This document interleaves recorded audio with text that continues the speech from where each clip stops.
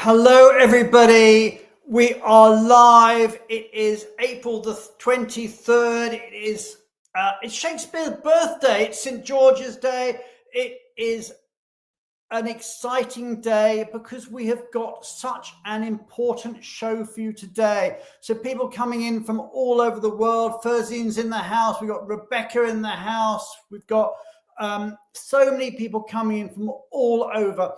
And we are talking about a really, really important subject. We're talking about, is global mobility at a turning point?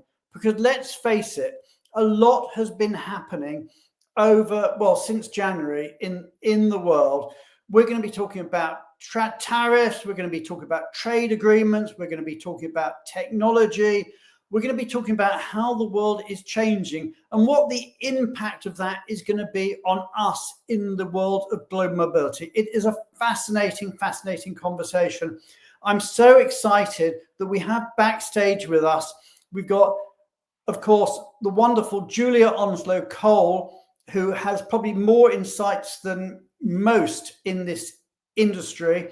But also, not only is Julia with us, but we've also got Mark Burchell, who is the chair of Worldwide ERC. So, we've got some real thought leaders there.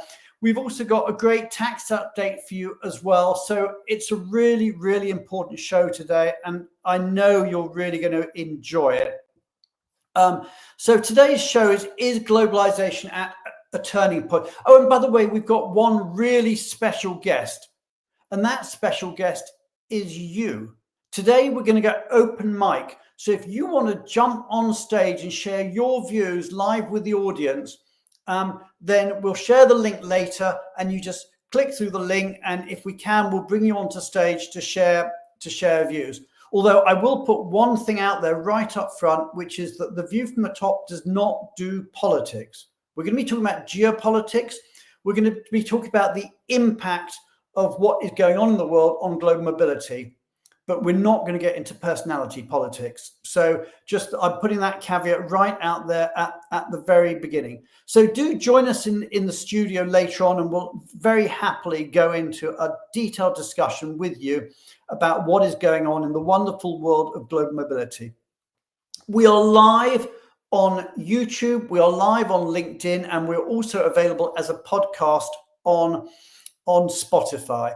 Now, a lot of you I know really like to get your CPE codes, and we, as ever, have CPE credits for you. And here they are. So if you want your GMS and your CRP credits, there they are. And as I said, we've got the wonderful Mark Burchell coming on directly from ERC in later. But also if you want HRCI or SHRM codes, then thanks to our good friends at Rocket Mortgage, those codes are there.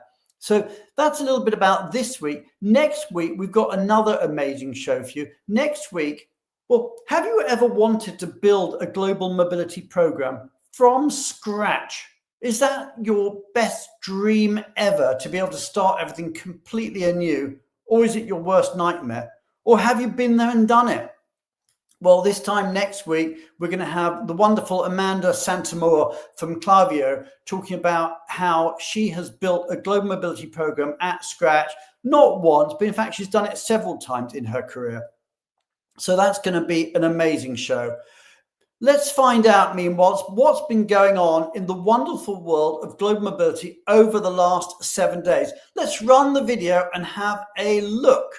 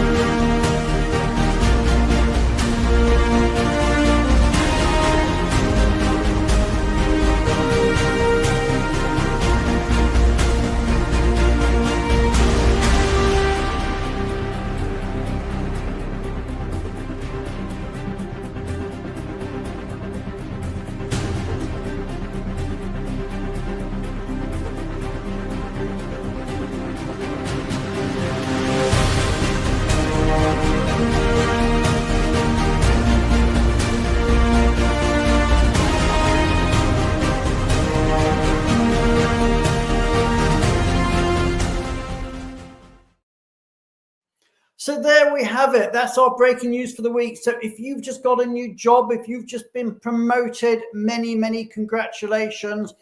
If you're looking for a job, there's loads of jobs out there, including actually that job.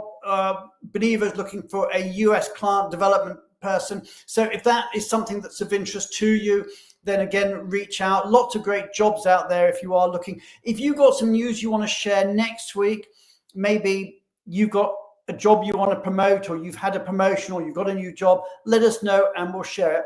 And one other thing that I want to share that wasn't in the breaking news video, but I do want to share with you all, because it's just happened in the last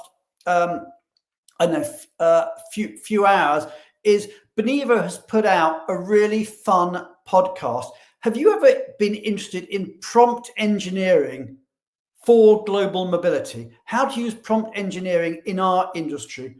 Well, if you're interested in that, do check out, there's a LinkedIn post that our CEO, Nitsan Udan, has put out explaining how you can use prompt engineering in your day-to-day role.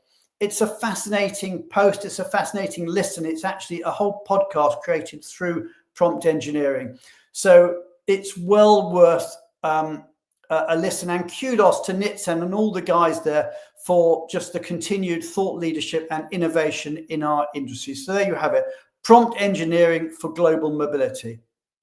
Okay, so we're going to move on now, and we're going to be talking about, well, normally at this point we do immigration, but actually this week we're going to do tax first, because the immigration is going to come into the geopolitics section that we're doing. So everybody, we have a new guest star on our show this week. Julie Barron isn't with us, but we have the wonderful Susie McCauley from Vialto making her debut appearance on The View from the Top. So everybody, you know how it works. Hit the heart button, hit the like button, hit the applause button, and let's welcome for the very first time onto our stage, Susie McCauley.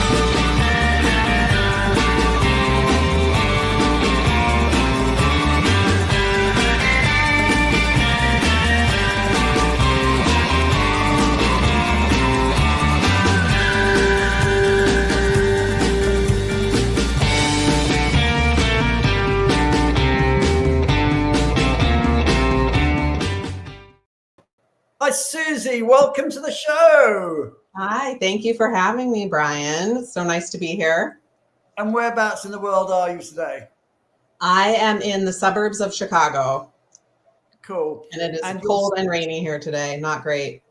Sorry to hear that. So what are we going to be talking about today in our tax segment? So I know that everyone is anxiously awaiting the U.S. tax reconciliation bill that's currently sitting in Congress. I wish I had updates on that. We've heard some rumors, but since it's not finalized today, I am going to be talking about an executive order that was issued last month by the president. So I can go ahead and talk about that unless you have any questions before I get started. That's good. Okay, let's do the executive order. All right. So, speaking of technology, this executive order is focused on sort of upgrading some of the technologies that the U.S. is using within, the entire government, right? But specifically with the U.S. With the IRS and how they handle money. So the executive order is trying to modernize that, switching from paper-based payments to electronic payments only. So the order is mandating that effective September 30th of 2025, that the federal government will cease issuing paper checks for all disbursements. That includes tax refunds, and that payments made to the federal government must also be processed electronically. Now, it does say that some exceptions will be made for people, it says, without banking or electronic payment access. So, it kind of remains to be seen, how wide those exceptions are going to be and what exactly is going to be eligible for an exception. We're not thinking that it's going to be individual taxpayers, those exceptions may apply to, to other vendors to the US government. And the reasoning behind this, I think, is really to, one, defend against fraud. I think paper checks are more prone to fraud. All of us as practitioners have probably seen, the check got lost in the mail. Someone, had the wrong address on their tax return, or they had since updated their address. So, paper checks are just more prone to being lost, being the subject of fraud, being stolen. And so, the upgrade to electronic payments will hopefully defend against some of that. But also, they want to, hope to create efficiencies within the government. We've been hearing a lot about that lately in the US. So, it allows the federal government to, no longer have to maintain the physical infrastructure to, digitize all of these paper records, right? Since it's already electronic in nature. And then, of course, as we all know, it's just more efficient, within the system to, make and receive payments electronically. And I think the quote in the release from the White House was that the government needs to catch up on the technology revolution, which all of us that work with the IRS in the US would agree with that. That we do need to start catching up. So this is kind of a step in that direction. So I think, all of that sounds very good, but I think it could cause issues for us in the global mobility world, right? Like, I think we all, have worked for a company or have worked with a company that has globally mobile and tax equalized employees who process payments on behalf of employees. Whether that's receiving a refund check or writing a check on the behalf of an employee. And I think that's typically how we see it done, right? That, the company would just issue a check and the individual would include it with their tax return, right? And so a lot of these processes that, these companies have in place are going to need to be looked at. And say, we need to update our process to include an electronic form of payment, or to be able to receive that payment electronically, receive that refund on behalf of the individual electronically. That can definitely be an issue because the IRS does limit, how many payments can be received to one particular bank account. So we could see some issues there. Hopefully in this modernization process, they will take some of these things into consideration. But I think at least early on, that's going to be an issue because of those direct deposit limits. So I think, the other consideration is going to be just to reiterate to employees to keep their U.S. bank accounts open. As we see with globally mobile employees, that, they might have a U.S. bank account that they close at the end of their assignment or when they move outside of the U.S. And it hasn't been an issue in the past, right? So, now we're going to be one of the countries where it is important to keep a bank account open, even if you are exiting the U.S. Okay, that's a great tip, Susie. So thank you so much for that update. That's really, really helpful. But a lot happening, and it's just nice to see the tax authorities, well, in all the countries, but especially we're talking about the US today, actually starting to get to grips with technology and upgrading their technology. And the more that happens, I think the better it is for all of us as mobility professionals. Thank you so much, Susie. We're gonna be moving on now, talk about geopolitics, and we're going to start off the show today with Julia giving us a bit of a immigration update and a geopolitical update, and then bring on Mark and talk about the broader picture. So everybody, you know how it works. Please hit the heart button, hit the like button, hit the applause button. Let's say a big thank you to Susie Macaulay, and welcome onto our stage Julia Onslow-Cole.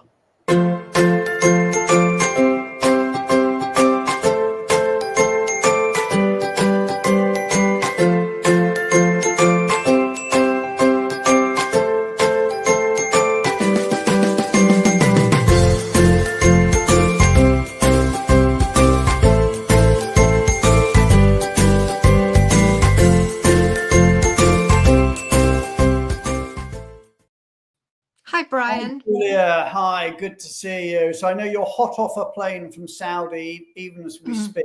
So what we'll do today, if we may, is we'll start off with a brief update from you, and then we'll bring Mark on and we'll have a broader discussion about the geopolitics of global mobility as it stands at the moment. Brilliant. Yes. Well, I mean, it's a really interesting topic because what is globalization? I think that's a key question, isn't it? If we're having a debate about it this afternoon. And it really is about the interconnection of ideas and institutions and having trust and agreed rules and an element of political stability. And this is really what has underpinned the world since the end of the Second World War. I mean, we've been since that time in a real age of globalization. And things started waning, I would say, from about 2022, 23. But I would say that they've reached a real low point when President Trump announced his retaliatory tariffs. And certainly from this year, we've just moved away from globalization to a position where, countries are now looking more at protectionism, more economic nationalism.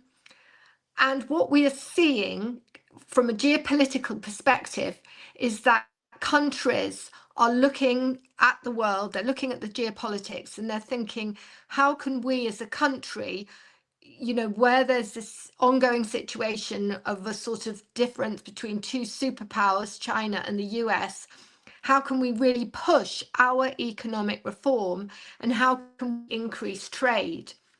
And a few weeks ago, I was giving a keynote speech at a conference that was in Melbourne.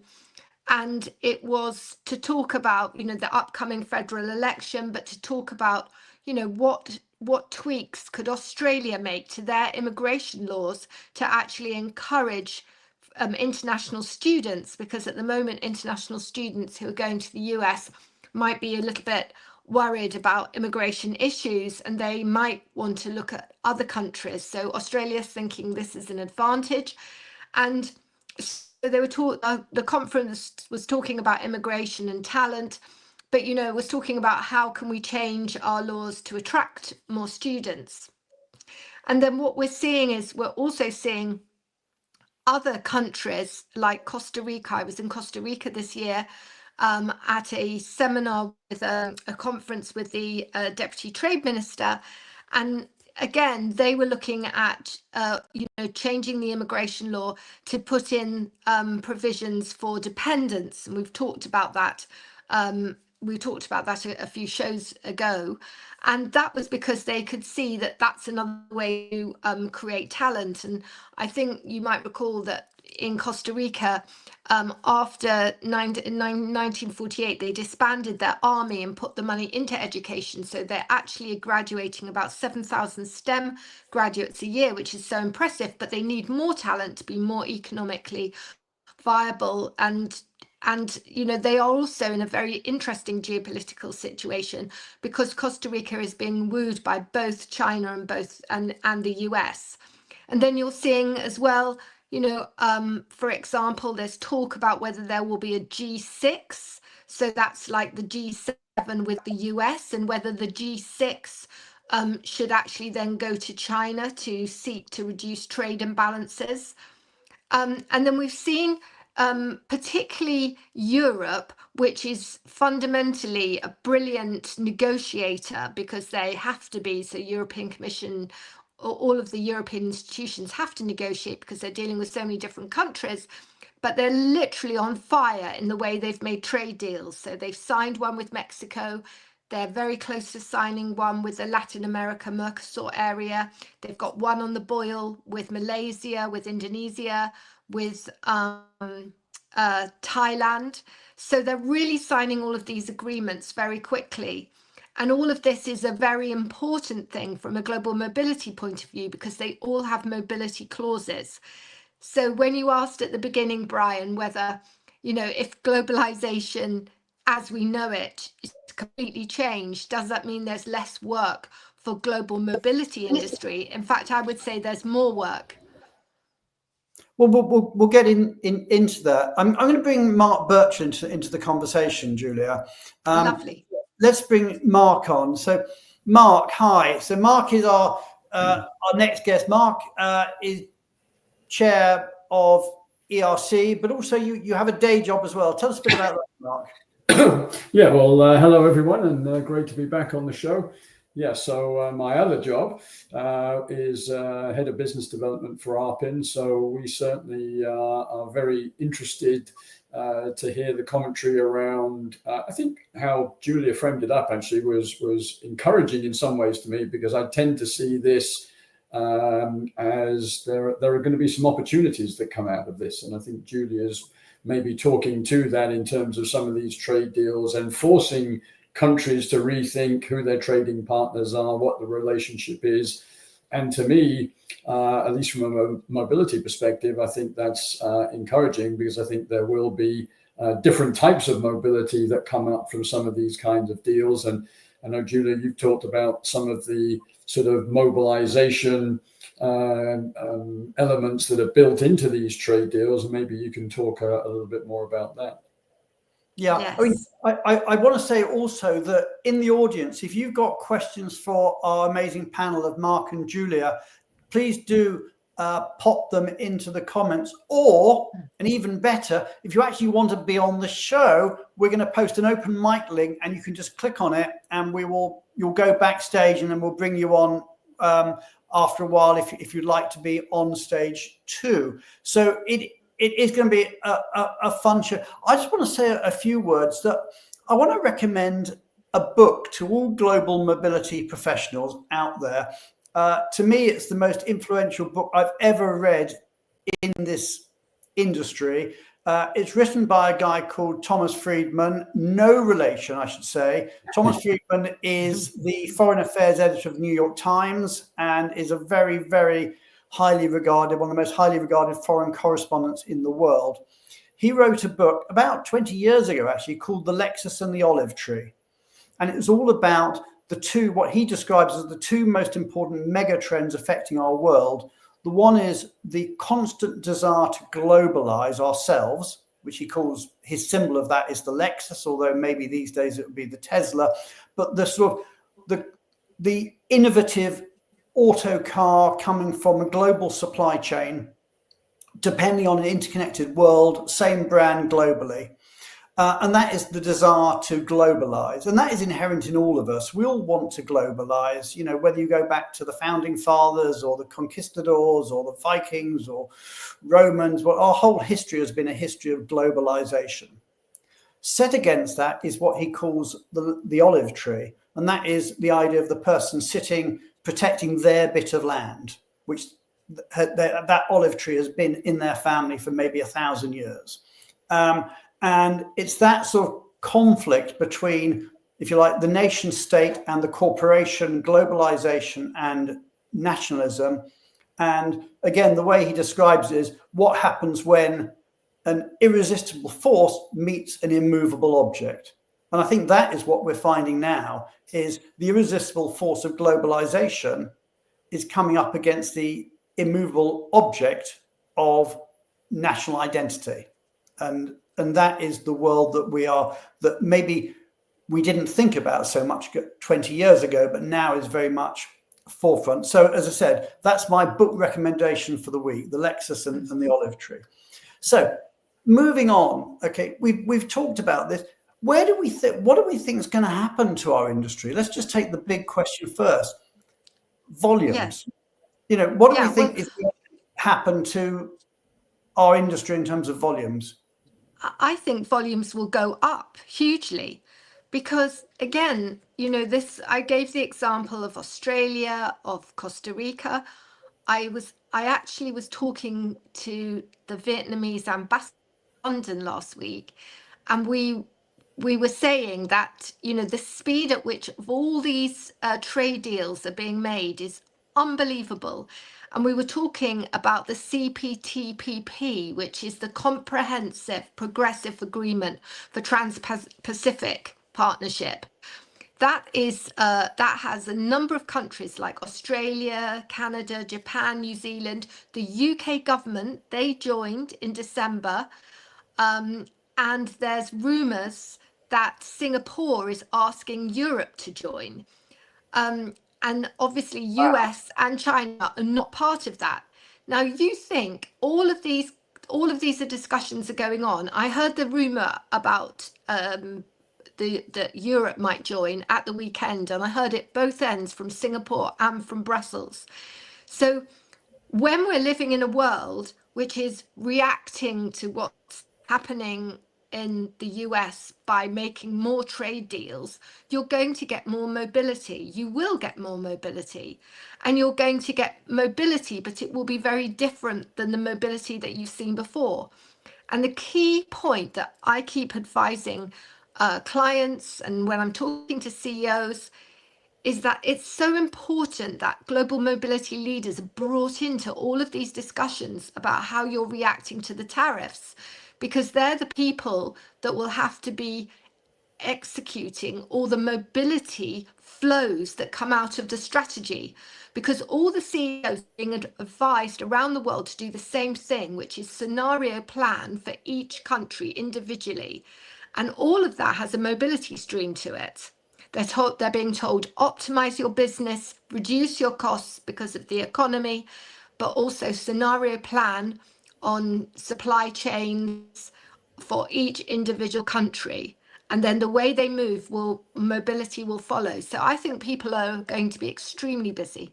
Let me just discuss that, because basically I did a LinkedIn poll during the week. I said, how do you think, what's going to be the impact of what's going on mobility volumes? I gave people three choices. Volumes will stay the same, volumes are set to fall, or volumes will increase.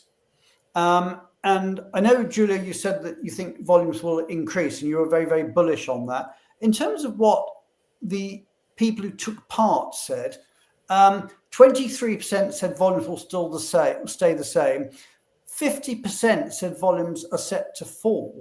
Only 26% said volumes will increase. So, there are clearly very different views out there, and obviously nobody knows. But I'm very interested in the audience. What are you seeing, and what are your predictions? But Mark, from your perspective, you see it all with both, an ERC hat and a ARPIN hat and a personal, just being a citizen of, of the US world.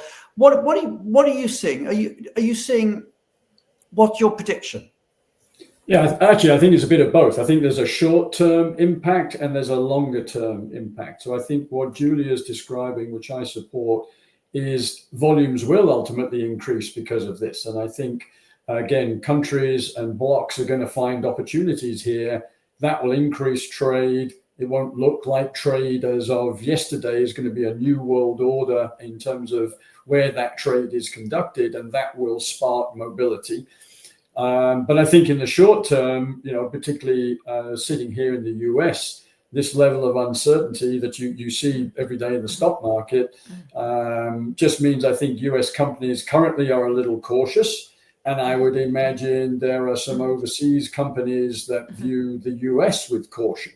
But I see that as a short term, again, without getting into the politics of it, 2 years, he doesn't have a third term. So his term is relatively short. So I think the impact is going to be short-lived, more caution, but ultimately I think we will find global mobility comes back.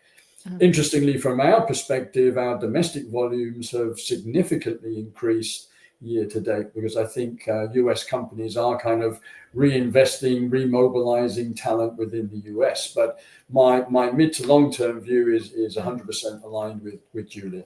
Yeah, and I'd like to say I really agree with everything Mark just said, because on the short term, what's been very interesting is I've been on numbers of calls with CEOs and governments, and what happens is that CEOs say to governments, what should we do now? And I was on a call with European CEOs, and they were saying, one person was saying, I was ready after the first Mexico tariff to move our manufacturing from Mexico to Texas, but then everything else happened, and then I'm really worried and I don't know what to do.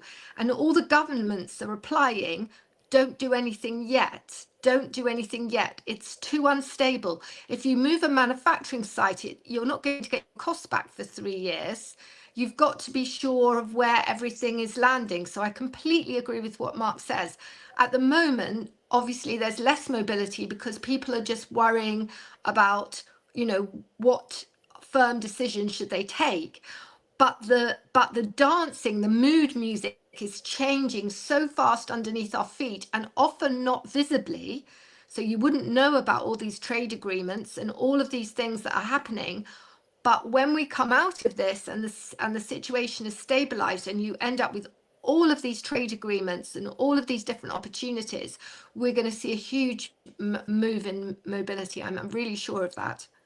Okay, Mark, what's happening in terms of shipping? Because, I'm hearing reports that shipping to China or from China is going down, shipping to places like Rotterdam and Southampton, other ports is going up as cargoes are being moved. I've been hearing reports that there's a proposed executive order of $1 million landing fees when containers are coming into US ports.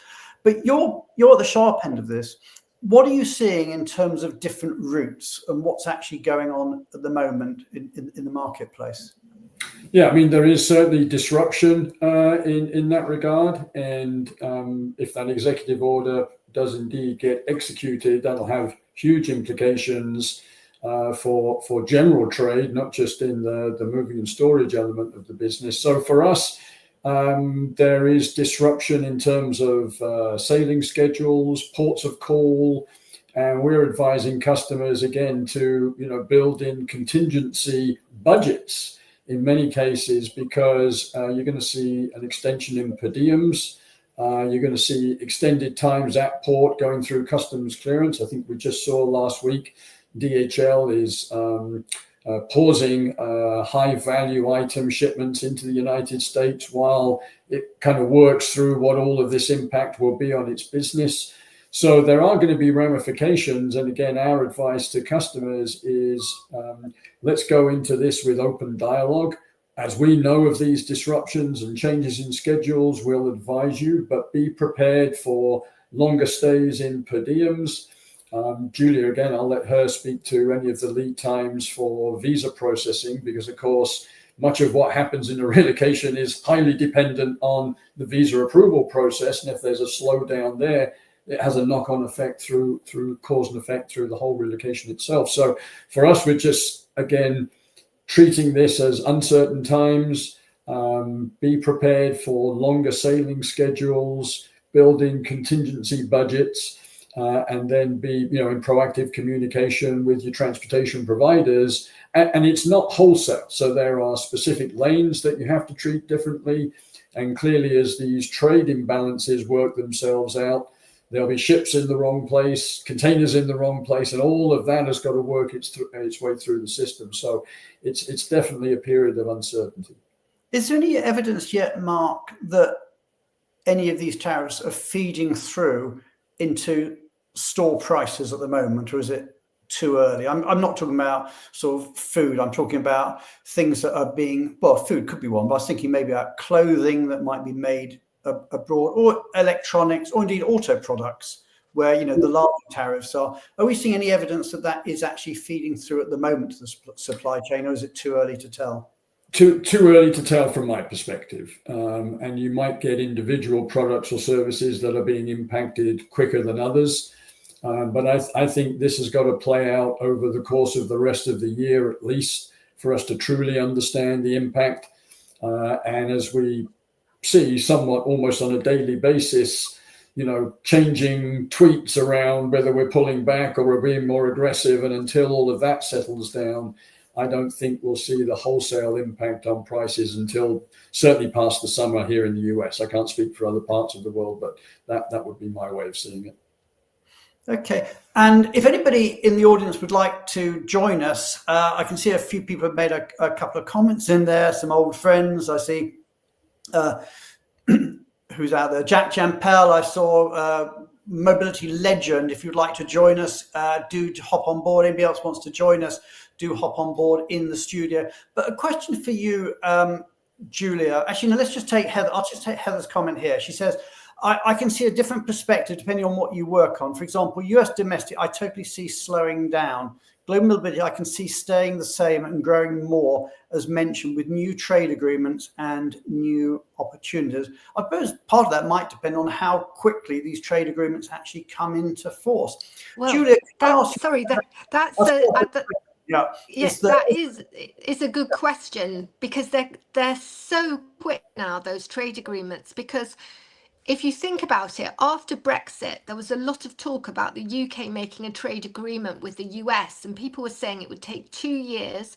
We don't have any one of the right expertise to negotiate. And now we're really doing it so super fast, and I think we're quite close to an agreement. But from what I understand, these agreements are not like normal trade agreements. They're really quite different, and they have lots of things in them that you normally wouldn't have in a trade agreement. So I think the whole thing of a trade agreement now is very different than before. You know, so these are made in great speed, and things that would really stop an agreement, like, for example, France didn't want the Mercosur agreement because it had certain things about agriculture, and they really objected. And I understand last weekend they've really softened their objection because they can see it's in everyone's interest.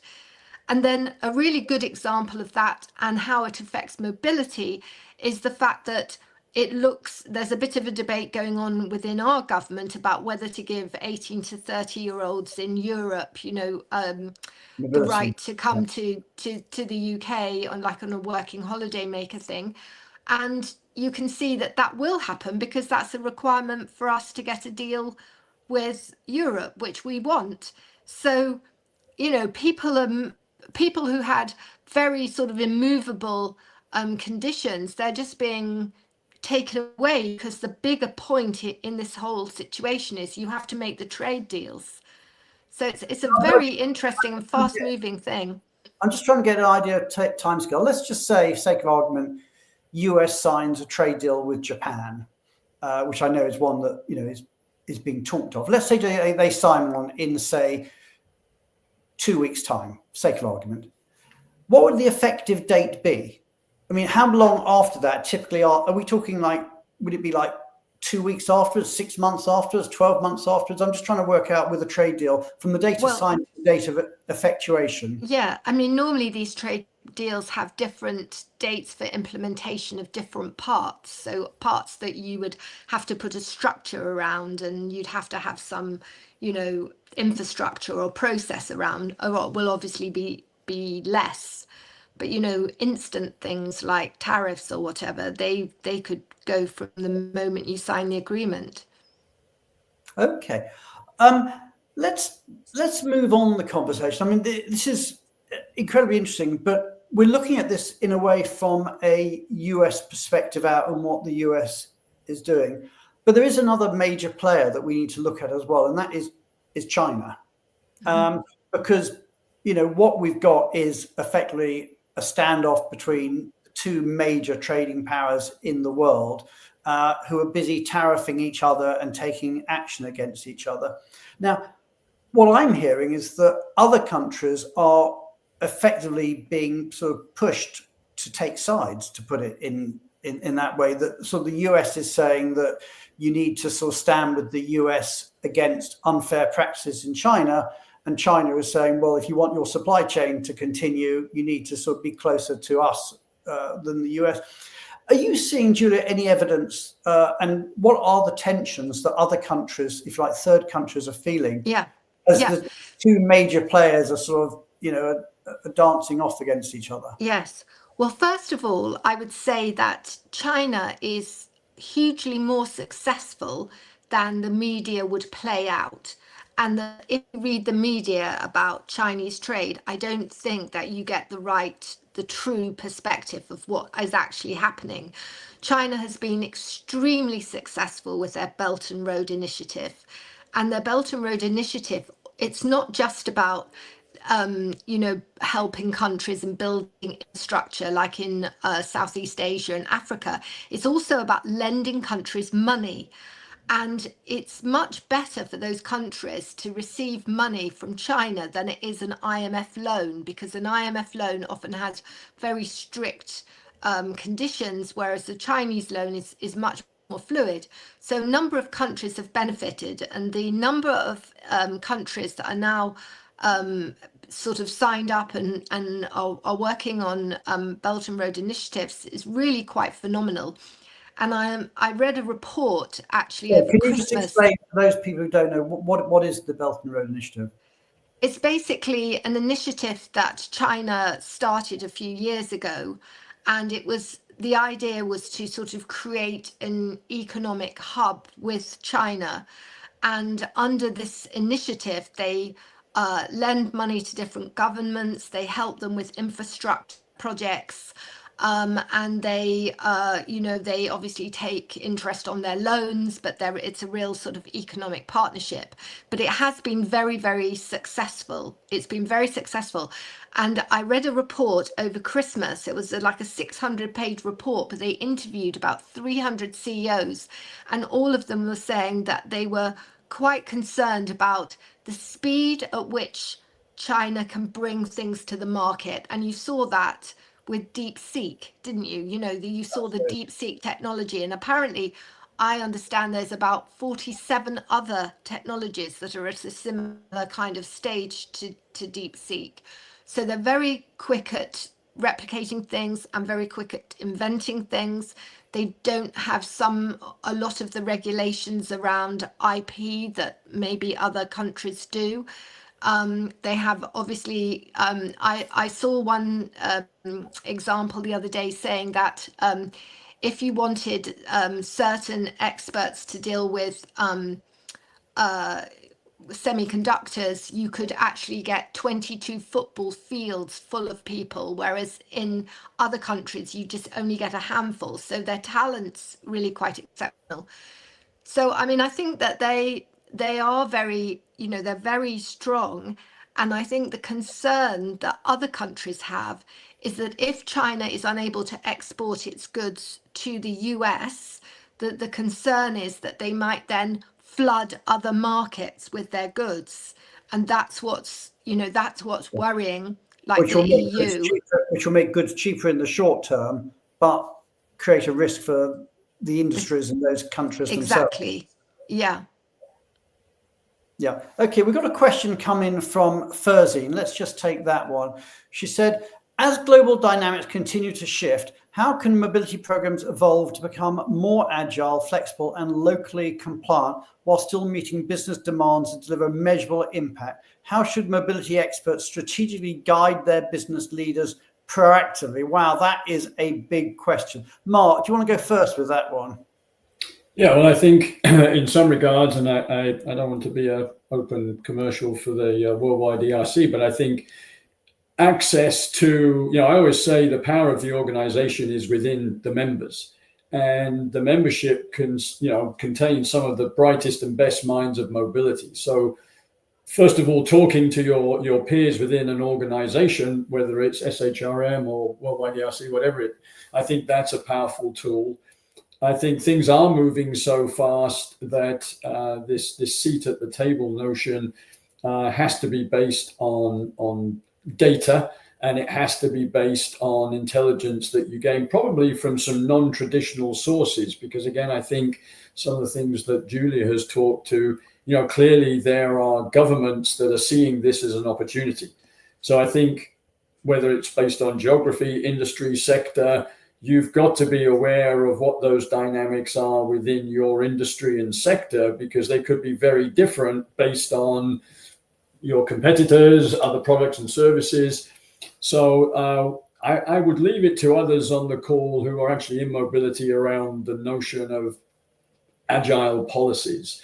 Because one thing I think we have seen that has come up in this new world order is the word flexibility, adaptability, seem to come into much more of the conversation when we think about how rigid policies were even 10, 15 years ago. I think these are the watchwords of mobility today, that you have to have different types of policies, the ability to flex up, flex down. One size doesn't fit all anymore. So I think it's a really interesting time to be in mobility. And I think when we talk about, I think Jack maybe commented around volumes. To me, volumes just means an increase in the amount of mobility that occurs. I don't necessarily mean that in terms of shipping or expats. I just think mobility is going to develop and grow as a result of these shifts, and that might be more business travel, more short-term trips. Maybe it's meetings held in different locations because the immigration is easier for everyone to come to that spot than different places around the world. So yeah, I think the need for strong data, talk to your peer groups, and to the degree you can be sector specific, I think that those are going to be the watchwords of how we navigate through this. Absolutely, it's really, really insightful. We've got our first open micer backstage. I'm going to bring a good friend of the show, Robert Zeitz, onto the show. So, Rob, welcome. Hi. How nice to see you. Starstruck to be on the same stage as Julia. This is so lovely to see you. So where do you stand on this? Tell us your perspectives, Rob. I wish I had a strong perspective. I really just kind of have a question. And Mark just mentioned seat at the table, and Julia's mentioned how important it is for mobility to be part of the conversation before decisions are made. So I know we've talked about seat at the table, but it seems like mobility really wants to be in the kitchen before the meal even comes out. And how do we do that? How do mobility people sell that? How do they raise that red flag saying, hey, talk to me before you make any decisions? Is it, Mark, great point, leading with data is always helpful. I feel like executives love that, but do we want to scare stakeholders and be like, look, this is what's going to happen if you move without me? Or do we want to kind of say, these are the benefits if you move without me? And what are suppliers and corporates doing to come up with these solutions? And are we even actively thinking about that? Well, I would venture to say, and I don't want to steal Julia's comment because I thought it was well founded, but this notion of scenario planning to me seems to be one of the ways that mobility, don't wait to be asked, create those scenarios and build out contingency plans. Well, if you're going to do this is the impact, this is what we need to think about. So for me, it would be proactive. Don't stand on the sidelines waiting to be asked. I would say reach into the organization, have the right conversations with the people that are making these decisions, and be proactive in demonstrating the cause and effect. If you don't involve mobility in these conversations, that would be, for me, my perspective is do the research, plan out, build out the contingency scenarios, and present them, and be proactive in presenting them. That would be my first step. Let me make one question, very tactical one, and ask it of Julia, actually, which is that, we're hearing a lot about border control and vetting and, and I know tourism to the US has gone down substantially, but I'm thinking about business travel. And will one of the issues that as mobility professionals we need to make sure is to make sure that executives who are moving, especially those going into the US, are aware of some of the issues and challenges. I wonder if you just give me your perspective. both on that, but also what you're seeing in practice. You know, is Yes. there reluctance? Are people nervous? What's happening in practice? Yes, I mean, I think, you know, Rob's question is a really brilliant one. I agree with everything Mark said, everything, and especially the value of WERC.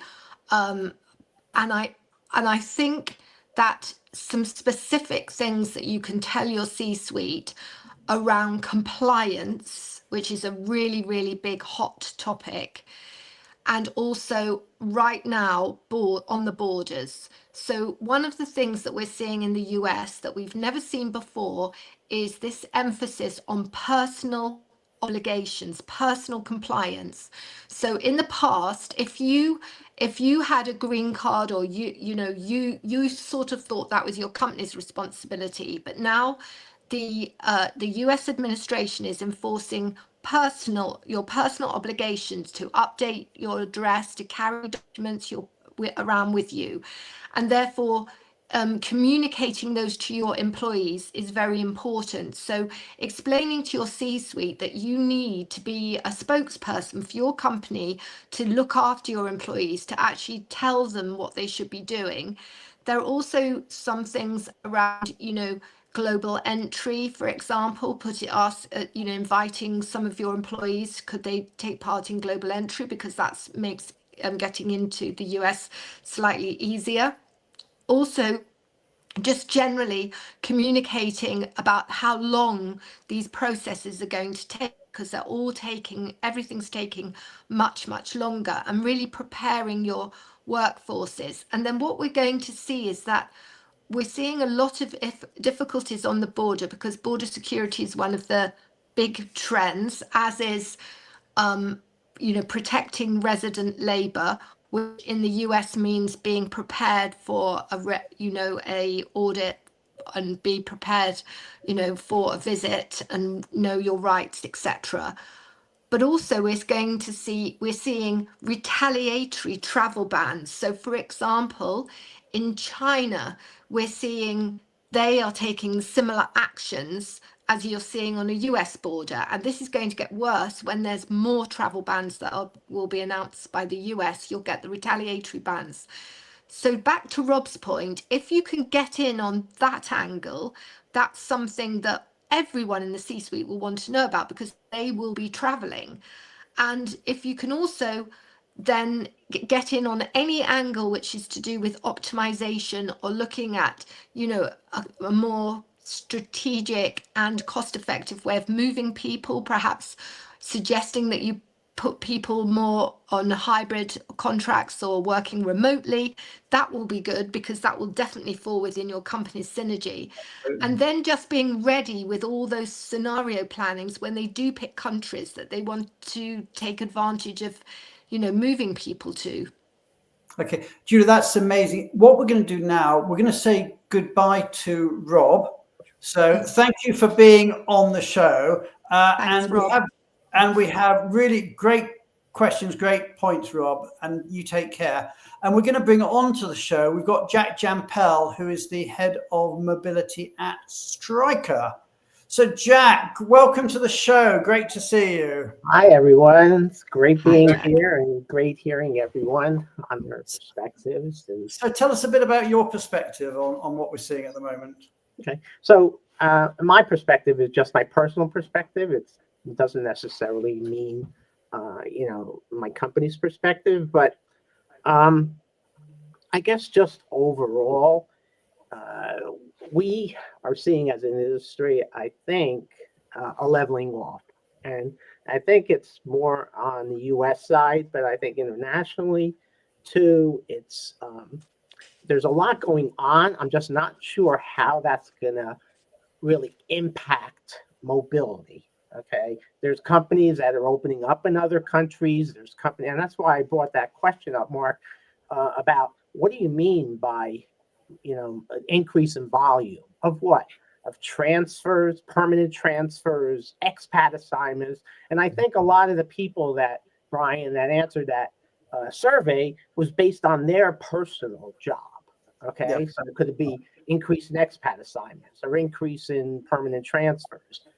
So that's, that's why you probably have a disconnect, Julia, from what you're Yes, saying. that's a good point, Jack. You Yeah, know? that's a good So, point. so maybe what we're going to see is a change in the types of moves as well. Yeah, Yes. yes, absolutely. I think I'd like to ask a question sort of coming on from that. But we've looked at it quite holistically, are there going to be sort of, higher volumes, lower volumes? But let's break it down a bit. What countries, what regions, or indeed industries do we think will be impacted which way? So who will be the winners and losers, if you want to put it like that, both in terms of countries and indeed industries? I don't know what Mark, Julia, Jack, any of you got views on that? We've got 5 minutes remaining, but let's spend a bit of time trying to deconstruct it down to industry or country level. Well, I guess from a country perspective, I think, again, Julia mentioned stable political environment. I mean, I think there has to be within an individual country some stability in their political environment to allow them to move quickly to do the things they need to do to take advantage of markets. From an industry perspective, we're going to see more, say, for example, nearshoring, so that, for example, stuff that was produced, say, in China for a US company might be moved to sort of somewhere in Latin America, Mexico or somewhere. We'll see a bit more of that. Do you think we're going to get any of that? Or I think they also talk about friendshoring, where it goes more to a country that's an ally than sort of a country that might be not an ally. Yeah, and listen, there are so many levers that get pulled in these kinds of arrangements, country to country. So it's difficult to make a sort of a vanilla spread answer that applies to everyone. And I think that's the same for industries. Different industries are going to have, is it quicker to pull up? I can't imagine when in the current environment, people say, oh, yeah, we're going to bring manufacturing back to the US. Jack can probably speak way better than I can on the length of time it takes to find the site, build a facility, get the planning, prototypes, get up to production. I mean, I'm sure that's years. So that's not going to be quick in some heavy industry manufacturing plants, but maybe in some smaller tech-driven components, you can do it in a number of months, maybe years. So I think it's difficult to make a simple headline statement across all the complexity of individual countries, technologies, and sectors. And I think that's why I think when I talk about volumes, I'm not talking about individual moves. I'm talking about mobility at the highest level. I think that it will create the movement of people at the highest level. How that translates and trickles down into physical relocations to be determined. But that's where I see this going. I think go ahead, Julia. I think. Oh, sorry, Just Jack. to say, we've got about 3 minutes left. So Julia, very quickly, then Jack. I was just going to say that you're also seeing, I agree with everything Mark said, and you're also seeing changes in industries. So the automotive industry, particularly hard hit, but they are turning a lot to defense. They're actually, a lot of the tech talent is actually being switched into defense. There's people who've got really high tech skills, like can they do things with drones and satellites? And so you are seeing industries actually repurpose themselves, get a bit like with cigarettes, and then it went into vaping, and then vaping became used in pharmaceutical industry for injecting drugs or whatever. Industries are really being very creative. So it's very hard to think of traditional industry sectors because they're before our very eyes. They're being quite creative and productive. Yeah, and Jack, we'll give the last word to you. Yeah, I just want to say, I think what's going on, around the world and the economy, I think it's a jostling. You talk about will new industries come back to the US or whatever, and you're right, it takes a lot of time. But I think what's happening is everything is getting really turned up, and it will settle at some point. I mean, if you watch the stock market, it's ridiculous. Okay, it has nothing to do with how much a company is making anymore. It has to do about what's being said. So I think a lot is just being jostled right now. I think things are going to settle in and determine what has to happen in our industry. But I think what's important also, we talked about a seat at the table. I've always said we have a seat at the table. No one has to invite you. Okay, and that's where a lot of people keep asking that question. Great point. Great. But, you know, you don't have to be invited. You're at the table. So just want to leave that at that. You know what? With That's a 15 lovely way seconds to to end. go to our hour, what a great way to end. Okay. Yeah. You don't have to ask for a seat at the table. You've You got have that. one. You have it. Just pull it up Mm. and make sure you what I'm gonna don't know what to do with the metaphor. You stand on it and you shout on your seat or whatever. Anyway, we are out of time. Let me bring back our super guest from Vialto, Susie McCauley, and the wonderful Tali Gorin, who's been working backstage with the comments and the open miking. Thank you, everybody, for a great show. We are back next week when we're going to be talking about building a mobility program from scratch. Oh, and I forgot to say, we've got some really exciting news.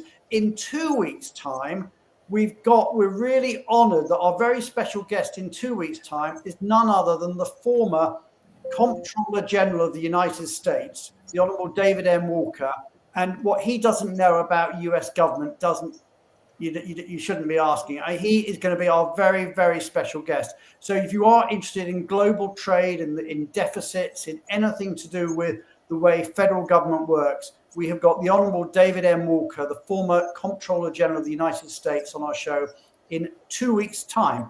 Take care, everybody. Have a great, great week. My name is Brian Friedman. This has been The View from the Top. Thank you to our guests, Mark Burchell, Julia Onslow-Cole, to Susie McCauley, to our special guests, Jack Jampel and Rob Zeit, and of course to our wonderful producer, Tali Gorin. Take care, everybody, and have a great, great week. Thank you. Bye.